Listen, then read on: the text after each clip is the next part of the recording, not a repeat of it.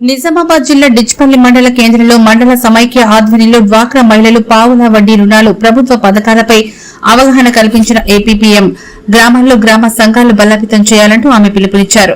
ప్రభుత్వ పథకాలు ప్రతి ఒక్కరికి చేరవేయేలా చూడాలంటూ వీవోల బాధ్యత అని ఆమె అన్నారు.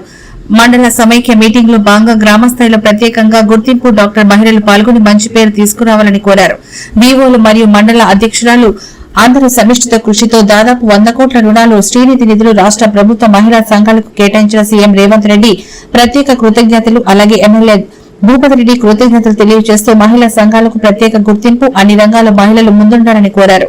ఈ కార్యక్రమంలో పాల్గొన్న వారు అధ్యక్షురాలు స్వప్న సుద్దుపల్లి గ్రామ సంఘం కార్యదర్శి సంధ్య యనంపల్లి గ్రామ సంఘం, భాగ్యశ్రీ కోశాధికారి వెంకటేశ్పల్లి గ్రామ సంఘం, సావిత్రి ఉపాధ్యక్షురాలు రామాలయ డిచ్పల్లి గ్రామ సంఘం, షాయిన్ బేగం సహకార దర్శి గులాబీ బర్రీపూర్ గ్రామ సంఘం తదితరులు పాల్గొన్నారు.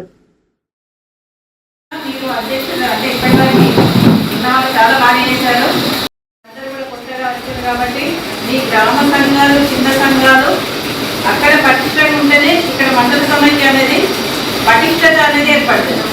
ప్రతి గ్రామంలో కూడా ప్రతి నెల కూడా మీటింగ్ ఉంటుంది కాబట్టి మీ చిన్న సంఘాల మీటింగ్ లో ఫస్ట్ జరుగుతాయి. ఆ చిన్న సంఘాలు అనేది మీకు తెలుస్తుంది ఎక్కడ సంఘాలు ఎట్లున్నాయి అనేది.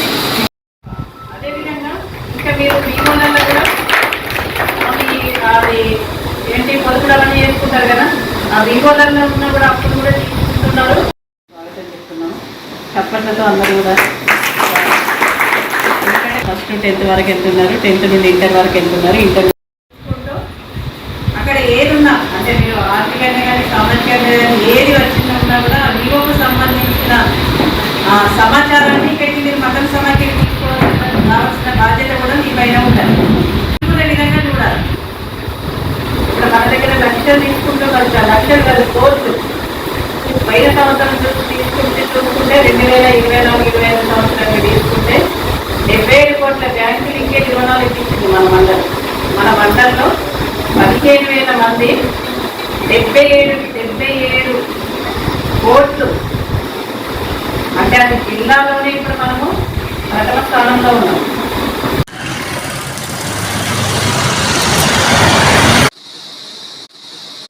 అదేవిధంగా ఇంకా మీరు వీవోలలో కూడా అది ఏంటి పొదుపులు అవన్నీ చేసుకుంటారు కదా, ఆ వీవోలలో ఉన్నా కూడా అప్పుడు కూడా తీసుకుంటున్నారు.